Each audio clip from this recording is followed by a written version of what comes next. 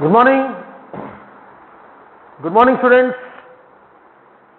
कैसे सब आप लोग? How are you? तो बेटा रे ऑप्टिक्स में हमने पिछले सेशन में क्या किया था उसके लिए एक छोटा सा रिकैप। ओके, रे ऑप्टिक्स में हमने पिछले सेशन में क्या किया था भाई? ऑब्जेक्ट रखा था रेयर मीडियम में, इमेज बना था डेंसर मीडियम में। मैंने क्या बोला था? ये एक कर्व इंटरफेस है। कैसा इंटरफेस है? Curved interface. याद है ना? सेशन 14A में याद है आपको?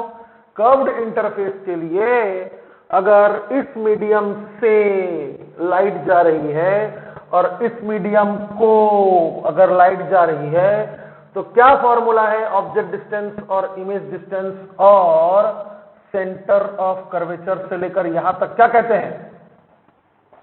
भूल गए ना? यहां से लेकर सेंटर ऑफ कर्वेचर तक क्या कहते हैं? रेडियस ऑफ कर्वेचर बाबू। यहां से लेकर यहां तक रेडियस ऑफ कर्वेचर, जहां से नॉर्मल पास होती है ना, और O से लेकर M तक क्या है? ऑब्जेक्ट डिस्टेंस, और M से लेकर I तक क्या है? Image distance. भूल गए क्या मंत्र? अरे मंत्र रटाए थे आपको, भूल गए क्या? नीम नौम निसिम भट स्वाहा, नीम नॉम निसिम। ओके, तो हमने सोचा कि छोटा सा रिकैप हो जाए।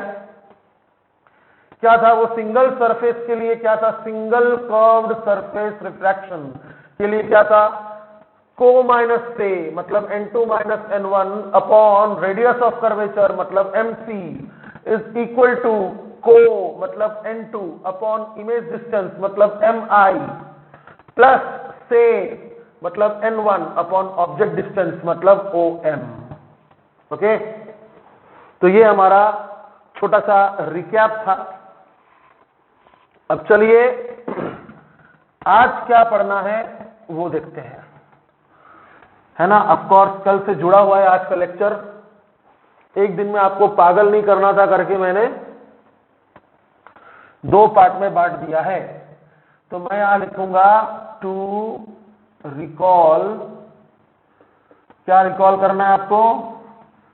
कि भाई सिंगल सरफेस के लिए, सिंगल कर्व्ड सरफेसवा के लिए क्या फॉर्मूला था? को माइनस से upon radius of curvature is equal to को अपॉन इमेज डिस्टेंस प्लस से अपॉन ऑब्जेक्ट डिस्टेंस। प्लीज बेटा आपको याद रखना है। चलिए, तो आज का टॉपिक क्या है बेटा?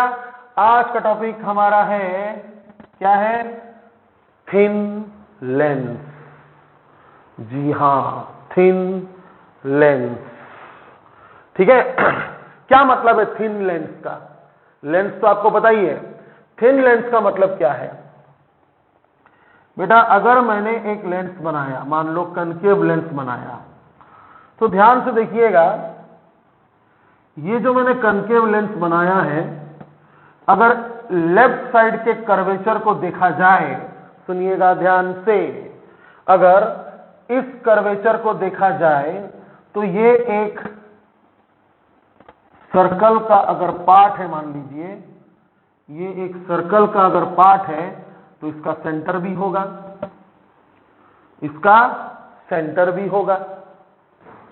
और अगर सेकंड कर्वेचर को देखा जाए, अगर सेकंड कर्वेचर को देखा जाए तो ये भी एक सर्कल का पार्ट है, ये भी एक सर्कल का पार्ट है, तो बेटा इसका भी एक सेंटर होगा। तो पहला सरफेस कौन सा था? Which was the first refracting surface? This one. This one is the first refracting surface for which the center of curvature will be named as C1. Why 1? Because it is the first refracting surface. And which is the second refracting surface? Come on. This is the second refracting surface. और इसके लिए centre of curvature कौन है? ये है, तो इसका नाम होगा C2. Why 2? Because it is the second refracting surface. Okay, so lens का मतलब हो गया कि जिसके पास दो कर्व्ड सरफेस हो, जिसके पास दो कर्व्ड सरफेस हो। तो यहां पर मैंने एक लेंस बनाया है और मैं एक प्रिंसिपल एक्सिस बनाऊंगा। अब ध्यान से देखिएगा, मैं एक ऑब्जेक्ट यहां पर बनाऊंगा। See this is the first refracting surface. ये वो इंटरफेस है, ये वो इंटरफेस है जो कांच की दुनिया को एयर की दुनिया से अलग कर रहा है। समझे? इस इंटरफेस का इस साइड का दुनिया क्या है? कांच है, और इस साइड क्या है? एयर है। लेकिन रुकिए, ठीक थोड़ी देर बाद एक और इंटरफेस आ गया है जो इस साइड कांच को रखता है और इस साइड एयर को रखता है। समझे? यानी मैं कह सकता हूं कि लेंस के दोनों तरफ सेम मीडियम हमने अज्यूम किया है। अब मान लीजिए इसका रिफ्रैक्टिव इंडेक्स है 1 और इसका रिफ्रैक्टिव इंडेक्स है n। ऑफ कोर्स दोनों एयर है तो 1 ही होगा। और इसका रिफ्रैक्टिव इंडेक्स है मान लीजिए n2। तो बेटा लाइट जब यहां से जाएगा, ये हो गया इंसिडेंट लाइट। ओके, तो पहला ड्यूटी हमारा बनता है कि इस कर्वेचर के लिए एक नॉर्मल बनाया जाए। अब आप तो जानते हैं कि नॉर्मल पास होता है सेंटर ऑफ कर्वेचर से। अब अभी मैंने आपको बताया था कि पहला रिफ्रैक्टिंग सरफेस के लिए सेंटर ऑफ कर्वेचर उस साइड था। तो ध्यान से देखिएगा बच्चों लोग ध्यान से देखिएगा, यहां से लाइट इस रास्ते ना जाते हुए टुवर्ड्स द नॉर्मल मुड़ जाएगा। क्यों? क्योंकि it is moving from rarer to denser. तो चलिए इसको टुवर्ड्स द नॉर्मल मोड़ देते हैं। चलो ठीक है, तो यहां पर बनना चाहिए इमेज। ओके, सुनिएगा ध्यान से, ये इंसिडेंट रे है। As the incident ray entered from a rarer medium to denser medium, it bent towards the normal, forming an image in the denser medium. But wait, ये मैं क्या बोल रहा हूं? क्या इमेज डेंसर मीडियम में बना है? नहीं। ध्यान से सुनिएगा, बहुत इंपॉर्टेंट बात है ये। एक्चुअली हो क्या रहा है, ध्यान से सुनिएगा। ये जो रे है, देख रहे हैं आप कांच के अंदर, ग्लास के अंदर जो रे जा रहा है वो फिर से एक रिफ्रैक्टिंग इंटरफेस को, वो फिर से एक इंटरफेस से सामना करने वाला है। यहां पर समझ रहे ना आप? सर नहीं समझ रहे। ओके ठीक है, देखिए ये ऑब्जेक्ट है। आप बस एक बात का आंसर सोचते रहिए अपने मन में, क्या कि क्या ये फाइनल इमेज होगा? नहीं। क्यों? देखिए, ये इंसिडेंट रे ऑब्जेक्ट से निकला, ये ग्लास के अंदर घुसा। अब ग्लास के अंदर ये जा रहा है, ये जो रे है ये ग्लास के अंदर जा रहा है। बट इस पॉइंट पे क्या होगा? मैं नाम दे देता हूं पॉइंट का। ये पॉइंट का नाम अगर मान लीजिए m है, तो ये पॉइंट का नाम मैं दे देता हूं n। क्या आपको ऐसा नहीं लग रहा कि ये जो रे है ये n पॉइंट पर फिर से रिफ्रैक्ट होगा?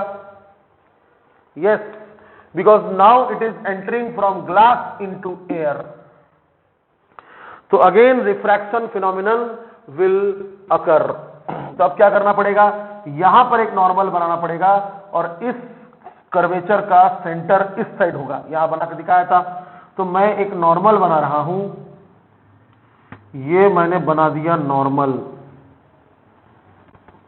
ओके, और इसका नाम क्या होगा? C2 है ना। For a curved surface the normal passes through centre of curvature.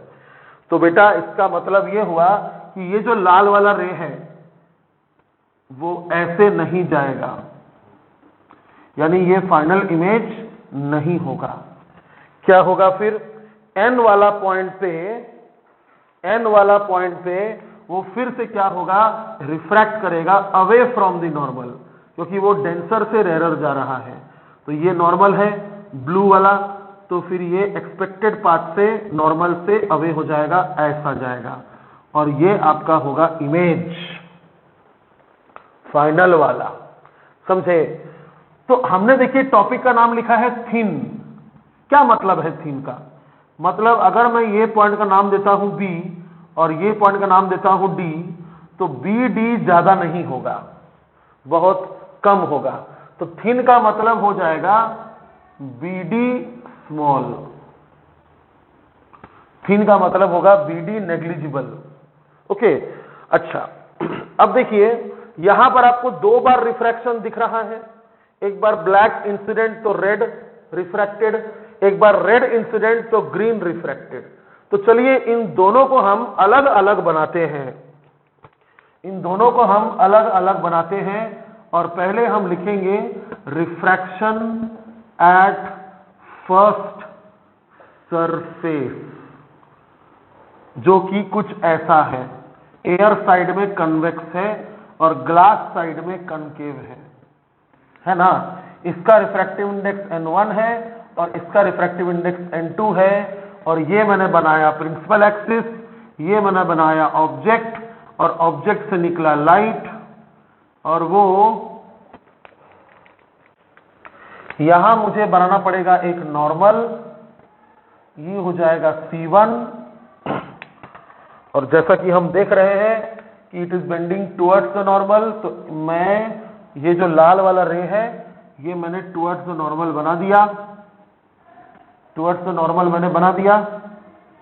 ठीक है, थोड़ा सा प्रिंसिपल एक्सिस को आगे बढ़ाया जाए। ओके, तो here will be the image, but wait, we know that it is not actual. Okay fine. तो बेटा हो क्या रहा है,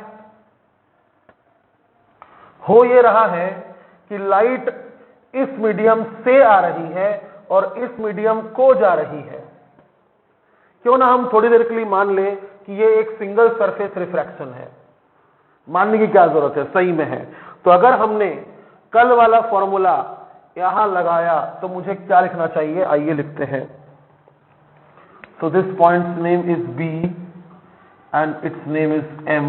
So let's write co minus se. Which is co? This is co. And which is se? This is se. तो co minus se मतलब n2 minus n1 upon radius of curvature. Fine. BC1 is radius of curvature. Am I correct? Yes. Is equal to co by image distance. Okay, co is n2 and look carefully, image is I1, so image distance will be BI1 plus n2, okay, plus say क्या है n1 by object distance is BO, object distance is BO। अभी sign convention लगाया नहीं है मैंने, बस किए जा रहा हूं। So this is the equation for the first refracting surface. Now what is happening after that, the ray is again refracting from the second refracting surface. So let us draw it too. ध्यान से देखिएगा, ये वो red वाला रे है जो second refracting surface को आ रही है। देखिए रेड वाला रे किधर जा रही है, सेकेंड रिफ्रैक्टिंग सरफेस के लिए, जो ग्लास में कनकेव है और एयर में कन्वेक्स है ना, एयर में कन्वेक्स पार्ट है। तो इसका रिफ्रैक्टिव इंडेक्स n2 है, वो तो बदल नहीं रहा है, लेकिन एक चीज बदल गया है जो बहुत अनिवार्य है समझना। अब को है एयर और से है ग्लास, ये बनाया मैंने प्रिंसिपल एक्सिस। अब देखिए ऑब्जेक्ट तो मेरे पास है नहीं, बहुत दुख भरी बात है, हम बस रे डायग्राम बना लेते हैं। This is the ray which is coming to the second refracting surface. Is it visible? This is the ray which is coming to the second refracting surface. After that जो रिफ्रैक्टेड रे है मैंने वो green colour से बनाया है। तो ये रे बेटा कहां जा रही है, ये रे जा रही है, देखिए कहां जा रही है, I1 के लिए जा रही है। तो यहां पर मैं I1 बनाऊंगा, उसके बाद मैं बनाऊंगा नॉर्मल। इस पॉइंट पर मैंने बना दिया नॉर्मल, ये इसका नाम होगा C2, है ना। अब क्या बोलिएगा, it is moving from denser to rarer, तो it must bend away from the normal. तो चलिए इसको अवे फ्रॉम द नॉर्मल घुमा देते हैं, ये नॉर्मल है ब्लू वाला, तो अवे घूम गया। सो this is the image final वाला। बेटा एक दुविधा है आपके लिए, बताइए यहां पर ऑब्जेक्ट कौन है? देखिए ध्यान से, इस इमेज का ऑब्जेक्ट कौन है? अरे दिख रहा है भाई, ये है। कैसे पता आपको? आपको कैसे पता कि इस इमेज का ऑब्जेक्ट ये है? क्योंकि जो इंसिडेंट लाइट है वो इस ऑब्जेक्ट से आ रहा है, इसलिए ये ऑब्जेक्ट है ना। अब इस डायग्राम में देखिए इंसिडेंट लाइट कौन है? ये रेड वाला। रेड लाइट कहां से आ रहा है क्या पता? इस डायग्राम में रेड लाइट कहां से आ रहा है क्या पता? बट ध्यान से देखिए रेड लाइट कहां जा रहा है? I1 की तरफ। बात को समझिए, बहुत इंपॉर्टेंट है। रेड लाइट कहां जा रहा है? I1 की तरफ। तो बेटा हो क्या रहा है? रेड लाइट इंसिडेंट लाइट है। इस सरफेस के लिए red light is incident light and incident light comes from object.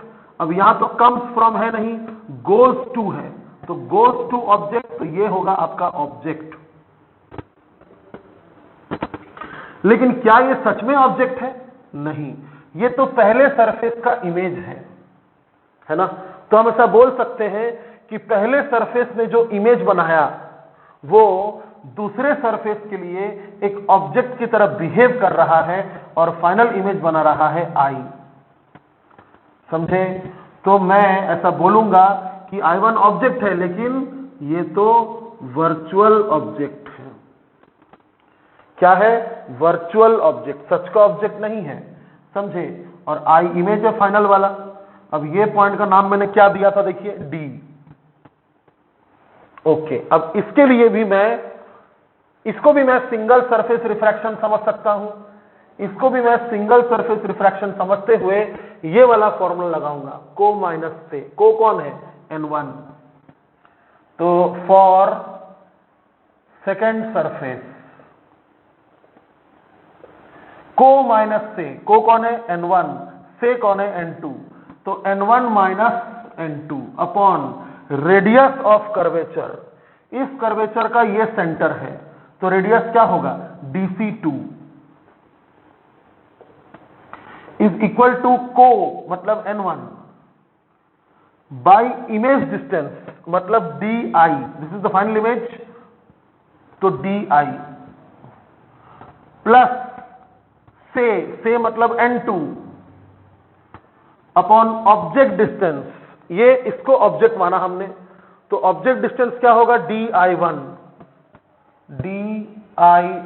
लेकिन रुकिए, ये वर्चुअल ऑब्जेक्ट है। लाइट एक्चुअली इस साइड से आ रही है, बट आप तो इसको ऑब्जेक्ट बोल रहे हैं, ये वर्चुअल ऑब्जेक्ट है। समझे? अगर ये सच का ऑब्जेक्ट होता तो लाइट इस साइड से आती, बट एक्चुअली लाइट इस साइड से आ रही है, इसलिए एक माइनस साइन यहां लगेगा। एनसीईआरटी में देखिएगा नीचे छोटा छोटा अक्षर में लिखा हुआ है कि वाई DI1 इज नेगेटिव। तो साफ मैं लिखूंगा यहां पर जो एनसीईआरटी में लिखा हुआ है, DI1 is negative because light जो है वो एक्चुअली उल्टा आ रही है। Light is opposite. समझे? लाइट का डायरेक्शन इज ऑपोजिट। ऑब्जेक्ट इधर है तो लाइट ऐसे आना चाहिए था, ऐसे, लेकिन हम जान रहे हैं कि लाइट ऐसे आ रही है, इसलिए DI1 डिस्टेंस जो होगा वो नेगेटिव होगा। समझे? ये राइट लेफ्ट वाला माइनस नहीं है, ये साइन कन्वेंशन वाला माइनस नहीं है, ये तो वर्चुअलिटी के कारण माइनस है। समझे? ओके, तो एक बात मैं आपको बता देना चाहूंगा कि हम जब, अच्छा अभी बताऊंगा तो कंफ्यूज हो जाएंगे आप, ठीक है रुक जाइए। तो ये आपका हो गया इक्वेशन नंबर 2। ये आपका हो गया इक्वेशन नंबर 2। अब देखिए, पहले रिफ्रैक्शन हुआ फर्स्ट सरफेस में जिसके लिए ये इक्वेशन है, फिर रिफ्रैक्शन हुआ सेकंड सरफेस में जिसके लिए ये इक्वेशन है। अलग अलग जब हम देख रहे हैं, ये एक सिंगल सरफेस है उसके लिए ये इक्वेशन है, ये भी एक सिंगल सरफेस है इसके लिए ये इक्वेशन है। बट एक्चुअली क्या हो रहा है? There are two surfaces. Actually क्या हो रहा है, O is the object and I is the image, यही एक्चुअल है। तो इसे ऑब्जेक्ट और इसे इमेज अगर आप जानना चाहते हैं, समझना चाहते हैं, तो हो क्या रहा है ना भाई, पहले इस सरफेस से रिफ्रैक्ट हुआ जिससे ये इमेज बना, फिर इस इमेज को वर्चुअल ऑब्जेक्ट मानते हुए इस सरफेस से रिफ्रैक्ट हुआ और ये इमेज बना फाइनल। तो क्या करना चाहिए, टोटल जानने के लिए हमें इन दोनों इक्वेशंस को ऐड कर देना चाहिए, समझे? क्योंकि ये सिंगल सरफेस रिफ्रैक्शन और ये सिंगल सरफेस रिफ्रैक्शन एक के बाद एक हो रही है, तो टोटल जानने के लिए हमें क्या करना चाहिए, दोनों इक्वेशन को ऐड कर देना चाहिए। Adding 1 plus 2, adding 1 and 2। तो देखिए 1 का लेफ्ट हैंड साइड जो है वो लिखिए, कलर चेंज किया जाए वरना गुचुर पुचुर हो जाएगा।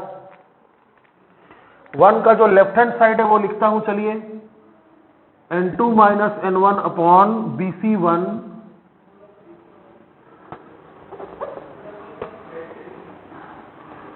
प्लस क्या है ये लेफ्ट साइड इसका, n1 minus n2 upon DC2 is equal to, दोनों का राइट हैंड साइड को भी ऐड किया जाए तो ये इसका राइट हैंड साइड है, एज इट इज लिख दीजिए, उधर जगह नहीं करके मैं यहां लिख रहा हूं, n2 बाई BI1, ये देखिए, प्लस n1 बाई BO। अब इस इक्वेशन का राइट हैंड साइड जो है वो भी लिख दीजिए, प्लस n1 बाई DI, और ये माइनस हो जाएगा बेटा, ये प्लस और ये माइनस क्या हो जाएगा, माइनस हो जाएगा n2 बाई DI1। अब एक बहुत इंपॉर्टेंट स्टेप हम उठाने वाले हैं, वो है ये और ये कैंसिल, होना ही था कैंसिल, क्योंकि ये फाइनल इमेज नहीं है, इंटरमीडिएट इमेज है, समझे? तो कैंसिल कैसे कर दिया दादा, ये तो BI1 है और ये तो DI1 है, कैसे कैंसिल कर दिया? तो ध्यान से देखिए, थिन लेंस, थिन लेंस में BD बहुत छोटा है, यहां क्या लिखा है, BI1, मतलब यहां से लेकर यहां तक का डिस्टेंस है ना, यहां से लेकर यहां तक का डिस्टेंस, और यहां क्या लिखा है, DI1, मतलब यहां से लेकर यहां तक का डिस्टेंस। अब E बेटा बहुत ज्यादा स्मॉल है, दिस इज वेरी नेग्लिजिबल, तो हम ये डिस्टेंस को अगर इग्नोर कर दें तो BI1 जो होगा DI1 वही होगा, समझे? तो यहां मैं लिखूंगा राइट साइड में कि BI1 is very much closer to DI1, क्योंकि लेंस इज थिन। तो क्या मिला लेफ्ट हैंड साइड में, n2 minus n1 upon BC1। अच्छा, ये n1 माइनस n2 है, ये n2 माइनस n1 है, कितना खराब लग रहा है हमको, पता है क्या आपको? अगर मैं यहां से माइनस साइन एक कॉमन ले लूं तो ये भी n2 माइनस n1 हो जाएगा। तो चलिए माइनस साइन अगर यहां से कॉमन लिया जाए तो ये वाला प्लस माइनस हो जाएगा और यहां हो जाएगा n2 माइनस n1 अपॉन क्या है, DC2। अब राइट साइड में क्या बचा है, n1 यहां भी है, n1 यहां भी है, तो n1 कॉमन ले लिया जाए, क्या बचेगा, 1 by BO plus 1 by DI। अच्छा एक बात बताइए, बीच में प्लस है, हम पहले ये टर्म लिखे या पहले ये टर्म लिखे, एक ही बात है, तो मैं पहले सोच रहा हूं DI लिखूं और फिर सोच रहा हूं मैं BO लिखूं, इससे कुछ खास फर्क नहीं पड़ेगा, बस लिख दिया, बस लिख दिया। अब यहां तो नीचे कर नहीं सकते, जगह है नहीं, तो चलिए यहां आगे बढ़ते हैं, स्टार मार्क एक दे देते हैं कि भाई हम यहां से यहां आगे बढ़े हैं। देखिए यहां भी n2 माइनस n1 है, यहां भी n2 माइनस n1 है, बड़ा चू चू कर रहा है, ये तो दरवाजा थोड़ा खोलना पड़ेगा। हाँ अभी ठीक है, हाँ मैं क्या बोल रहा हूं, यहां भी n2 माइनस n1 है, यहां भी n2 माइनस n1 है, क्यों ना कॉमन ले लिया जाए, क्यों ना कॉमन ले लिया जाए, n2 माइनस n1 कॉमन ले लिया जाए। क्या बचा, 1 by bc1 minus 1 by dc2, 1 by bc1 minus 1 by dc2। अच्छा, राइट साइड में जो n1 है, क्या मैं उसको लेफ्ट साइड ला सकता हूं? बिल्कुल ला सकता हूं, यहां लिखने से अच्छा है उसको यहां लिखिए। ओके, अब क्या बचा राइट साइड में, 1 बाई क्या है di plus 1 by bo। Okay, अब देखिए क्या होने वाला है, जादू होने वाला है, तहलका मचा देने वाला एक फॉर्मूला आने वाला है। बेटा क्या मैं इसको लिख सकता हूं n2 अपॉन n1, और इसको लिखूंगा मैं n1 अपॉन n1 लिख सकता हूं। अब बताइए n1 अपॉन n1 तो 1 हो जाएगा यार, क्या टेंशन है, लेकिन n2 अपॉन n1 क्या है बताइए तो, yes it is n2 upon n1 is n2 with respect to 1, है ना, n2 with respect to 1 minus 1, n1 by n1 1 हुआ था ना। अच्छा, bc1 dc2 di bo, आइए देखते हैं क्या है ये सब। आइए साइन कन्वेंशन भी लगा देंगे हम यहां पे, बाय यूजिंग साइन कन्वेंशन। अब ये t होगा कि s होगा मेरे को नहीं मालूम, यहां देखिए bc1 मतलब पहले सरफेस का radius of curvature, am I correct, पहले सरफेस का रेडियस ऑफ कर्वेचर कौन होगा, B से लेकर C1, तो यहां से लेकर यहां तक जो डिस्टेंस होगा वो पहले सरफेस का रेडियस ऑफ कर्वेचर है। क्या मैं लिख सकता हूं यहां पर प्लस R1? सर प्लस क्यों, क्योंकि राइट साइड में प्लस होता है, साइन कन्वेंशन। चलो ठीक है, अच्छी बात है, समझ गए आप कि BC1 इज फर्स्ट सरफेस का रेडियस ऑफ कर्वेचर, जो कि इस डायग्राम में प्लस R1 है, इस डायग्राम में। तो 1 अपॉन R1 माइनस dc2, आइए ये है D और ये है C2, क्या ये सेकेंड सरफेस का रेडियस ऑफ कर्वेचर है, जो कि dc2 देख रहे हैं आप, सेकेंड सरफेस के लिए radius of curvature left side में है, मतलब माइनस R2। अब जरूरी थोड़ी है इस साइड का जो रेडियस होगा इस साइड का वही रेडियस होगा, ये हर वक्त जरूरी नहीं होता, हो सकता है कि इस साइड का कन्वेक्सिटी ज्यादा है, इस साइड का कन्वेक्सिटी कम है, या वाइस वर्सा। तो dc2 को मैंने क्या बोला, सेकेंड सरफेस का रेडियस ऑफ कर्वेचर, यानी R2 माइनस क्यों लगा, क्योंकि वो लेफ्ट साइड में है। तो बेटा dc2 के जगह मैं लिखूंगा माइनस R2, dc2 के जगह minus R2 is equal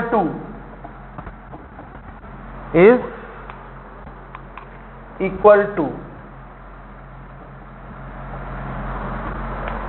colour change किया जाए 1 by di, di is the final image. क्या मैं उसे प्लस v बोल सकता हूं, क्योंकि I इज द इमेज, तो di क्या होगा प्लस v, तो यहां पर लिखूंगा मैं plus v plus 1 by bo। bo क्या है, ध्यान से देखिएगा, यहां से लेकर यहां तक क्या है, अरे दादा ये तो ऑब्जेक्ट डिस्टेंस है, क्या bo लेफ्ट साइड में है, यस, तो माइनस u, साइन कन्वेंशन क्या बोलता है, लेफ्ट साइड का डिस्टेंस को माइनस लिखिए, तो माइनस u। ओके, डन डनाडन डन डनाडन डन। अब हम फाइनल लिखेंगे, क्या हो रहा है भाई, n2 with respect to 1 minus 1 into 1 by, देखिए ध्यान से R1, ये माइनस और ये माइनस प्लस हो जाएगा, 1 बाई R2। अभी ये कैसे दोनों साइड से कन्वेक्स था करके यहां प्लस आया, is equal to 1 by v, और ये प्लस ये माइनस माइनस हो जाएगा 1 बाई u। है ना। अभी थोड़ा सा और सांस लीजिए, अभी और जरूरत है, आगे बढ़ने का और जरूरत है। चलिए, ये डायग्राम थोड़ा सा मिटाना ही पड़ रहा है मुझे, और मैं ज्यादा यहां पर गंदा नहीं कर सकता, बहुत ही गंदा कर दिया पहले ही। बस थोड़ा सा ही 2-3 लाइन और है। बताइए, एक सिंपल सा क्वेश्चन पूछता हूं मैं आपसे। ऑब्जेक्ट अगर फोकस पे रहा किसी भी लेंस के लिए, हम एक चीज जानते हैं, ऑब्जेक्ट अगर फोकस पे रहा तो इमेज कहां बनता है? वेरी गुड, कहां बनता है? इंफिनिटी पे। तो मैं लिखूंगा if object is at focus then final image forms at कहां? इंफिनिटी, है ना। तो बेटा object is at focus, lens का एक फोकस भी होता है जिसे हम F से डिनोट करते हैं। तो बताइए, ऑब्जेक्ट अगर फोकस पे रहा तो ऑब्जेक्ट डिस्टेंस आप क्या बोलिएगा? F है जी। ऑब्जेक्ट अगर फोकस पे रहा तो ऑब्जेक्ट डिस्टेंस आप क्या बोलिएगा? जो फोकल लेंथ है, F। लेकिन आप तो ऑब्जेक्ट डिस्टेंस माइनस में लिखते हैं क्योंकि ऑब्जेक्ट लेफ्ट साइड में है। तो हम फिर से साइन कन्वेंशन यूज करेंगे और इसको दोबारा लिखेंगे। क्या लिखेंगे? कि that is if u is equal to minus F, मतलब ऑब्जेक्ट अगर फोकस पे रहा, ऑब्जेक्ट अगर फोकस पे रहा तो इमेज कहां बनेगा? इंफिनिटी पे। तो मैं इसी इक्वेशन को दोबारा लिखूंगा कि n2 with respect to 1 minus 1 into 1 by R1 plus 1 by R2 is equal to, देखिए 1 बाय v के जगह 1 बाय इंफिनिटी, और ये माइनस साइन में लिखूंगा, और 1 बाय u के जगह माइनस f, और ये माइनस हो जाएगा प्लस। तो मैं फिर से इस इक्वेशन को क्या लिखूंगा? n2 with respect to 1 minus 1 upon R1 plus 1 upon R2, 1 by infinity is 0, minus minus plus हो गया, and here comes the formula जिसके लिए हम अति अति अति परेशान थे। यस, यही है वो formula, 1 by f is equal to n of second medium with respect to first medium minus 1। यहां फर्स्ट मीडियम क्या है? सराउंडिंग। 1 मतलब क्या है? सराउंडिंग मीडियम, और 2 मतलब क्या है? लेंस का मीडियम, इंटू 1 बाय R1 मतलब क्या है? पहले सरफेस का radius of curvature, plus 1 by R2 मतलब क्या है? दूसरे सरफेस का radius of curvature, is equal to 1 by f, and this is known as, ये जो एक्सप्रेशन आया इसको क्या बोलते पता है? Lens maker formula.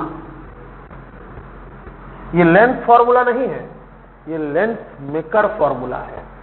बट ध्यान से देखिए, क्या इस इक्वेशन का लेफ्ट हैंड साइड और इस इक्वेशन का लेफ्ट हैंड साइड सेम है? हां है। तो क्या मैं बोल सकता हूं कि राइट हैंड साइड भी सेम होना चाहिए? हां है। समझे? इसका नाम अगर मैं इक्वेशन नंबर 3 देता हूं और इसका नाम अगर मैं इक्वेशन नंबर 4 देता हूं, तो मैं यहां इस डायग्राम को मिटा के, वीडियो चल रहा है, आप तो पीछे जाके भी देख सकते हैं, लिख सकते हैं, from equation 3 and 4, from equation 3 and 4, wow, we have derived the formula used for length in standard 10th, है ना। 1 by f इसका राइट हैंड साइड है, 1 by v minus 1 by u इसका राइट हैंड साइड है, दोनों का left hand side same है, इसका राइट हैंड साइड भी सेम होना चाहिए। तो 1 by f is equal to 1/v minus 1/u। But याद रखिएगा ये सब थिन लेंथ के लिए है, ये सब थिन लेंथ के लिए है। समझे कि ना ही समझे? तो ये हुआ आज का सेशन पूरा। अरे दादा नीचे नीचे का तो छुप गया, थोड़ा सा नीचे नीचे का तो थोड़ा सा छुप गया। ले बेटा उसको घुमाना पड़ेगा अब। ज्यादा हो गया। अभी ठीक है? हाँ अभी ठीक है। अब तो गुस्सा नहीं करेंगे ना आप? हाँ अभी ठीक है। अच्छा वो देख लिया मैंने। Okay okay boss okay. चलिए जो डेरिवेशन था उसको तो आप एक दो बार देखकर समझ जाइएगा, नो डाउट। जो भी डेरिवेशन था उसको आप एक दो बार देख के तो समझ ही जाइएगा। आइए देखते हैं ये फॉर्मूला कैसे काम आता है। समझे? How will you when will you use length maker formula. ज्यादा नहीं 5 मिनट आपका लूंगा मैं। एक क्वेश्चन हम फ्रेम करते हैं और आपको बताते हैं। देखिए सबको पता है कि हम ये फॉर्मूला कब यूज करेंगे, सबको पता है। जब लेंथ थिन हो, फोकल लेंथ आपको प्रोवाइडेड हो, ऑब्जेक्ट डिस्टेंस प्रोवाइडेड हो, इमेज डिस्टेंस पूछा हो, या ऑब्जेक्ट डिस्टेंस इमेज डिस्टेंस दोनों दिया हो और फोकल लेंथ पूछा हो, या फोकल लेंथ और इमेज डिस्टेंस दिया हो और पूछा हो where should the object be placed, तो भी आप इसको यूज कर सकते हैं। यानी इन तीनों में से कोई भी दो अगर दिया है तो आप तीसरा निकाल सकते हैं। लेकिन तब क्या कीजिएगा, जब किसी क्वेश्चन में दो चीज मिसिंग हो, फोकल लेंथ भी ना हो और इमेज डिस्टेंस भी ना हो। जैसे क्वेश्चन एक लेंथ है, एक लेंथ है जिसका, अच्छा कैसा लेंथ है? कन्वेक्स लेंथ है। एक कन्वेक्स लेंथ है जिसका रेडियाई ऑफ कर्वेचर, यानी दोनों साइड का जो रेडियस ऑफ कर्वेचर है वो दिया हुआ है 10 सेंटीमीटर एंड 12 सेंटीमीटर। ठीक है, कन्वेक्स है ना। और आपको बोला है कि जो लेंस है वो एयर में है और लेंस बना है एक ऐसा ग्लास से जिसका रिफ्रैक्टिव इंडेक्स है 1.5 या 2 है, मान लीजिए रिफ्रैक्टिव इंडेक्स है 2। ठीक है, और सराउंडिंग मीडियम क्या है? फिलहाल क्वेश्चन इजी रखते हैं। सराउंडिंग मीडियम मान लीजिए एयर है। तो अगर लेंस के फ्रंट में एक ऑब्जेक्ट है, कितना दूर ना भाई, ऑप्टिकल सेंटर से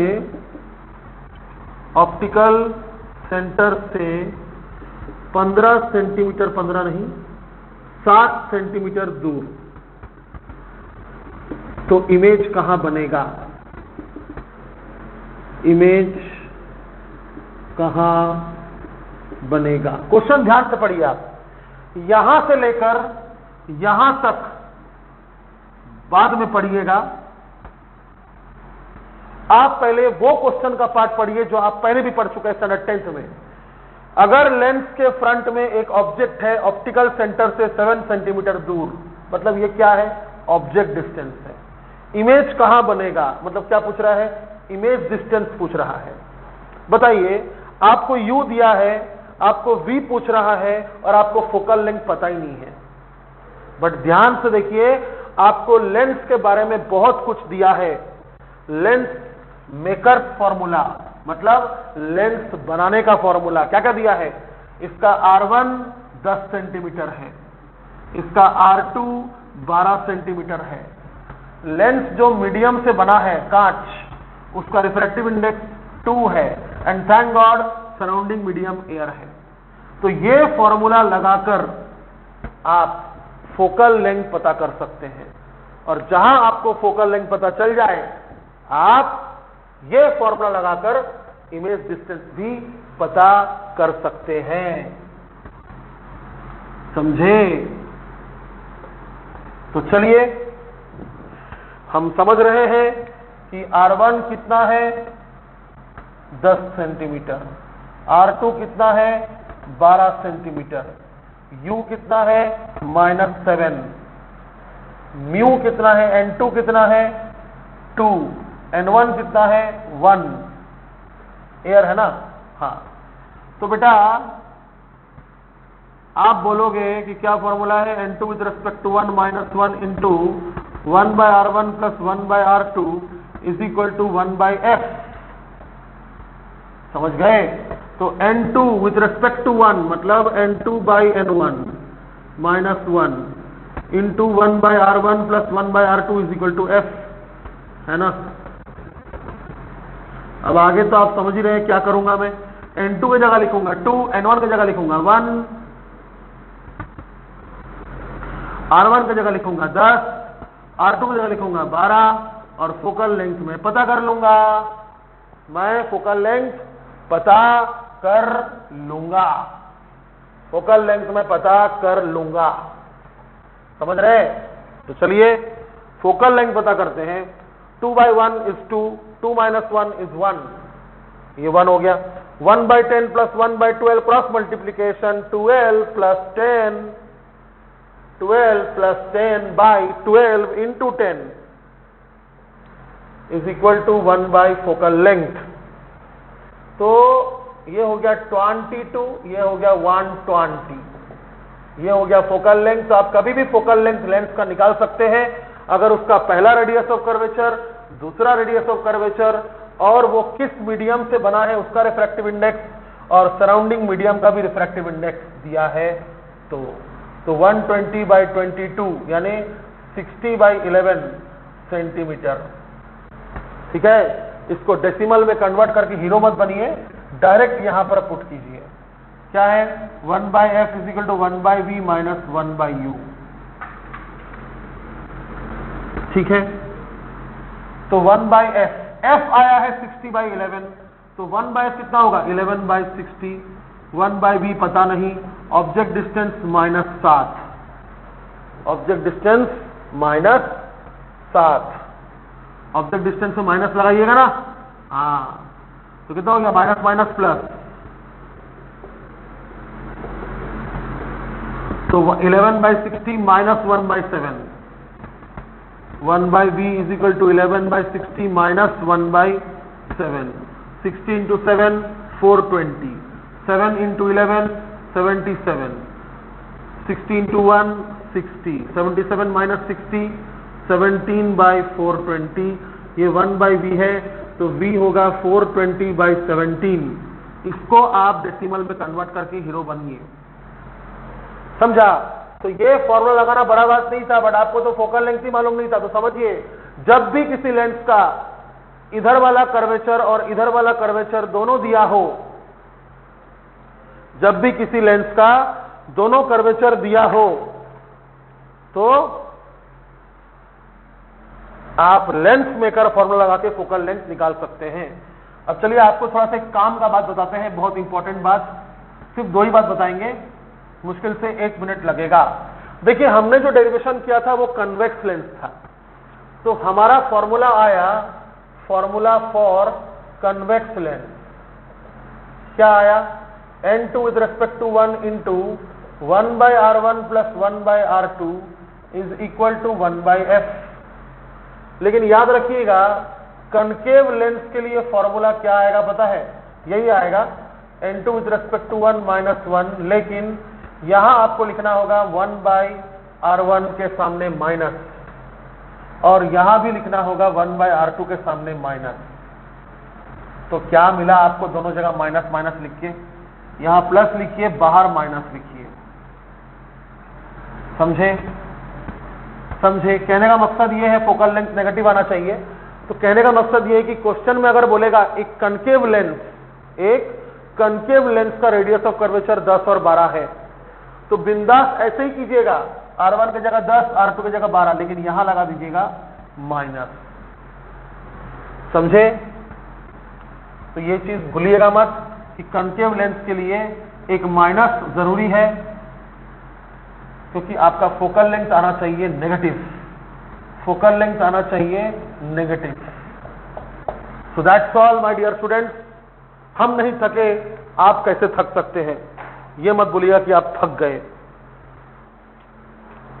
समझ गए ना? तो चलिए मिलते हैं कल कुछ नया इंटरेस्टिंग टॉपिक को सामने लाकर। तब तक के लिए नमस्कार।